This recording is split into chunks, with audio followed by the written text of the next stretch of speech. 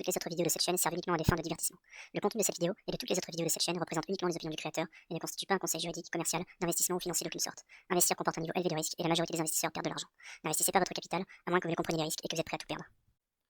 Ok, bonjour à toutes et à tous, j'espère que vous allez bien. Aujourd'hui, je vais vous faire un petit topo sur BTC et les altcoins pour savoir où est-ce qu'on se trouve à peu près dans le cycle. Donc, bon, d'un point de vue temporalité, c'est évident qu'on arrive vraiment proche de la fin du cycle de 4 ans. Maintenant, il y a plusieurs choses à considérer.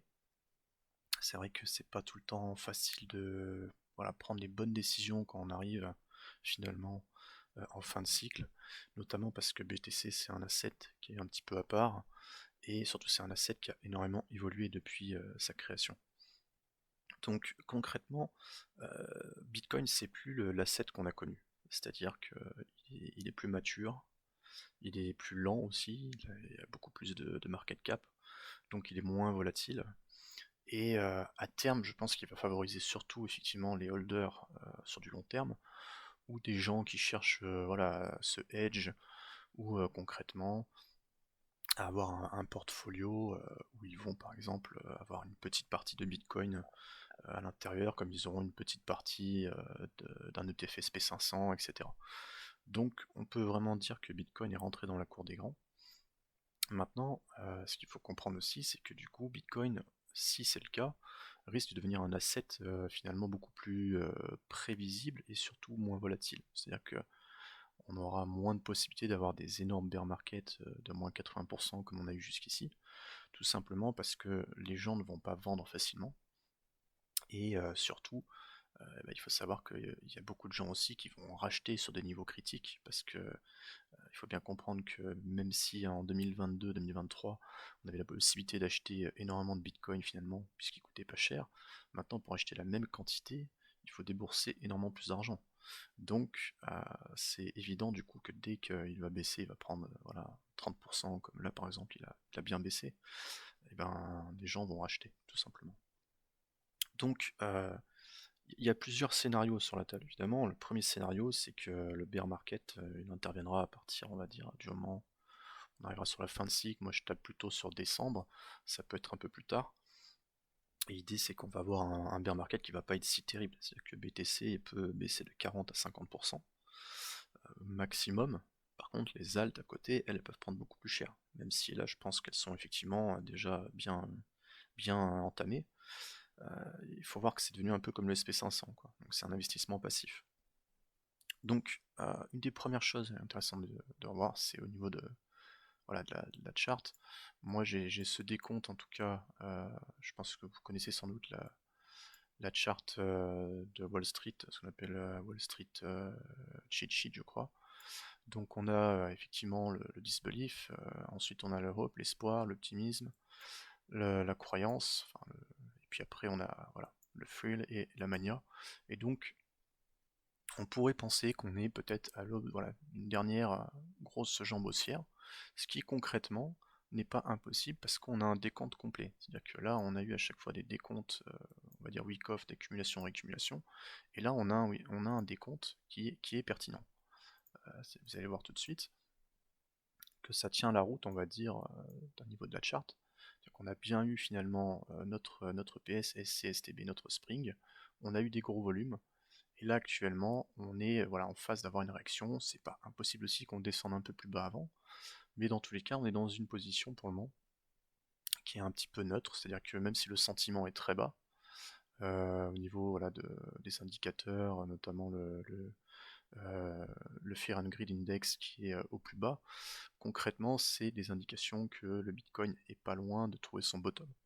Maintenant, on n'est pas à l'abri effectivement qu'il aille à peine plus bas avant de repump, mais ce qu'on va garder à l'esprit, c'est qu'est-ce que Bitcoin est capable de faire concrètement. C'est-à-dire que s'il doit pumper pour aller faire une dernière jambe haussière avant le bear market, ce que je pense devrait arriver, mais la question c'est est-ce qu'il va faire un nouvel ATH, ou est-ce qu'on risque plus d'avoir soit finalement une consolidation comme en 2021 avant un gros dump, ou alors un lower high. D'accord? Ça c'est une possibilité aussi.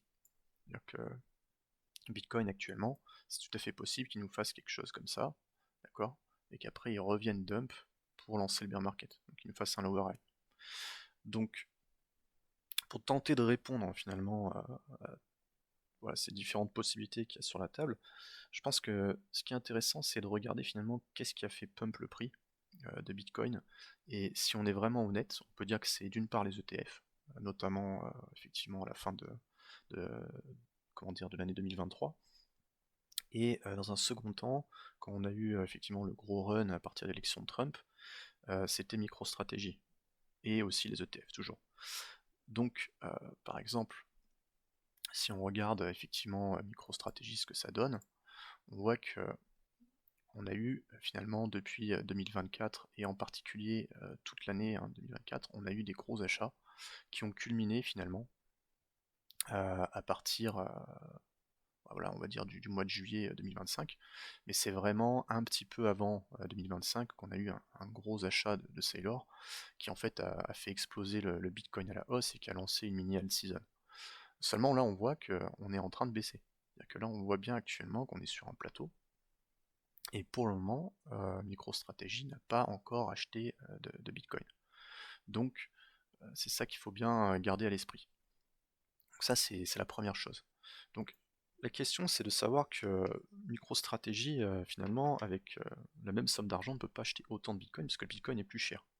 Il faut bien comprendre qu'ils ont besoin de l'argent des investisseurs.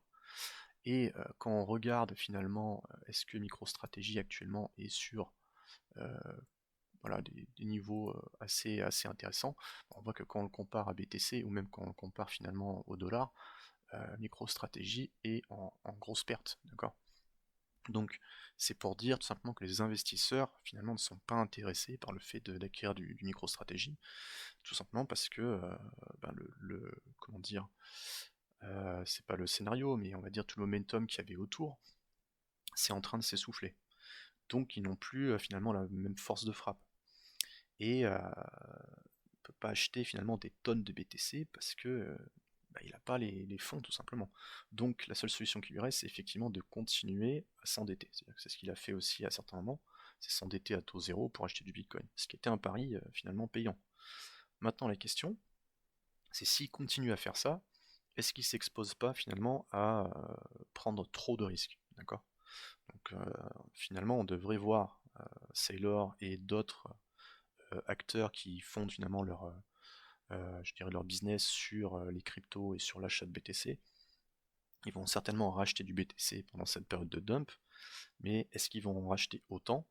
Moi je pense que ça ne sera pas le cas, personnellement. Et je pense que justement, c'est dû en partie au fait que le momentum a changé, que les investisseurs sont moins intéressés par, on va dire, tout ce qui est autour de Bitcoin en général. Je pense que ce scénario il est passé. Et du coup, à mon avis, ils vont tout simplement essayer de temporiser. Donc ils vont certainement en acheter, mais pas dans des proportions telles qu'on l'a vu jusqu'ici. Donc c'est ce qui finalement me pousse à me dire que c'est possible qu'on ait un dernier pump de Bitcoin, mais je crois de moins en moins à un ATH, tout simplement. Donc ça c'est vraiment quand on regarde la big picture, donc c'est-à-dire quand on regarde d'un point de vue macro, on voit aussi également que au niveau donc des ETF, on est toujours en légère hausse, d'accord, mais le momentum s'essouffle quand même. Donc on voit bien que voilà, les ETF totaux, depuis leur création, sont en augmentation constante, mais on voit bien que les chiffres n'ont plus rien à voir avec les débuts. C'est-à-dire que là, pour le moment, on est voilà, toujours sur des petits chiffres. Donc ça veut dire que, tout simplement, quand il y a une perte de momentum comme ça, c'est dû au fait que le Bitcoin est trop cher. C'est-à-dire que on dépense trop d'argent pour acheter du Bitcoin, c'est pas intéressant d'en acheter, et finalement, ce qui va se passer, c'est que quand on a un essoufflement des volumes et on a un essoufflement des achats, généralement, ça annonce un top de marché. Ça annonce voilà, tout simplement le fait que quand le volume est en corrélation avec le prix, c'est-à-dire que le prix monte en même temps que le volume, dès lors que finalement le prix continue de monter sans que le volume lui augmente, on a une décorrélation du volume avec le prix, et ça généralement c'est un signe classique hein, de distribution en phase soit parabolique du marché, donc un blow-off top, soit on aura à peu près les mêmes, enfin c'est un petit peu différent, mais dans les phases de distribution, on aura un peu le même principe aussi. Donc on va avoir beaucoup de volume, mais le volume décline et c'est du volume vendeur qui va prendre le dessus. Donc l'erreur de Saylor dans ce cas-là, ce serait de racheter trop de Bitcoin et de se mettre en danger. Et là, s'il faisait ça, et que derrière, effectivement, Bitcoin venait à crash, ça pourrait, comment dire, entraîner un crash en cascade, quoi. Donc je pense pas que Saylor prendra ce risque-là. Je pense qu'il prendra un risque mesuré, il rachètera du Bitcoin, mais il n'en rachètera pas dans les mêmes proportions que ce qu'il a fait jusqu'ici. Donc voilà. Donc ce qu'il faut garder à l'esprit, c'est que du coup, finalement, stratégie, c'est plus un soutien pour Bitcoin. Donc le rallye devrait baisser. On a un plateau sur les achats. Donc, à partir de là, la question, c'est de... Voilà, donc là on a aussi du coup les ETF Bitcoin qui finalement continuent, on voit bien, hein, sans momentum qui baisse tout simplement. D'accord. Et donc la question qu'on se pose maintenant, c'est si Bitcoin doit avoir effectivement une dernière jambe haussière, c'est est-ce que on peut espérer quelque chose sur les altcoins. Donc déjà ma position sur les altcoins, c'est que c'est pas toutes les alts qui vont performer, ça c'est évident. C'est vraiment les alts les plus solides. Récemment, on a eu notamment beaucoup de momentum autour de Zcash et tout ce qui était les privacy coins. Donc voilà, il faut trouver en fait les, euh, les cryptos qui vont marcher. Il y en a quelques-unes qui risquent de faire un bon run, il y en a quelques-unes qui ont fait un bon run et qui du coup potentiellement peuvent encore pumper un peu, mais il faut garder à l'esprit que tout ce qui monte finit par descendre. Donc les ads qui ont déjà fait un énorme bull run, potentiellement vont laisser la place à d'autres valeurs, comme par exemple c'était le cas avec Zcoin du coup, enfin Zcash. Donc pour le moment le fear and greed est très bas, donc ça c'est une bonne nouvelle, c'est-à-dire que le momentum est quand même assez baissier. Et après quand on regarde finalement Bitcoin du coup en daily, donc hop, je vais me remettre dessus. Donc ça va être ici. On va regarder d'abord la market cap. Donc ça c'est finalement la dominance de la market cap totale des cryptos en excluant Bitcoin et le top 10. Et quand on met finalement nos EMA, on voit que actuellement on est en train de stagner un petit peu. D'accord. On a eu quand même une énorme baisse. Là on arrive sur une espèce de plateau. On a fait un lower low un peu plus bas que le suivant. Mais on voit qu'on commence finalement à titiller un petit peu cette trendline de la MA 200, qui est la grosse résistance actuelle, mais qui nous montre que voilà, le momentum est en train de baisser, c'est-à-dire que, enfin, de changer, je veux dire. C'est-à-dire que là, on avait vraiment une baisse énorme. Actuellement, on est en train de titiller. Donc, on a une fenêtre de tir potentielle. Si Bitcoin était amené à avoir effectivement une grosse jambe haussière, d'avoir une hausse, d'accord. Je dis pas qu'on ira péter la TH, mais je pense qu'on peut avoir une hausse sur l'ensemble du marché crypto et des altcoins. Et certaines altcoins, si on est bien placé dessus, pourront faire des x2, des x3. Ça, c'est une possibilité. Donc, je suis plutôt confiant là-dessus, même si la seule chose qui me fait dire que voilà, il faudrait qu'on ait un petit peu d'apport de capital, ou en tout cas qu'on voit qu'il y ait un ruissellement vraiment de Bitcoin vers les alts en général, c'est tout simplement que quand on regarde l'USDT, donc la market cap totale, sachant que là, bon, c'est l'USDT, il y a d'autres stablecoins, mais on voit que on est en train de stagner, d'accord? Que là, en fait, on a eu le momentum depuis avril où on avait beaucoup racheté. On a eu le momentum quand il y a eu l'élection de Trump, donc ça c'était en novembre 2024.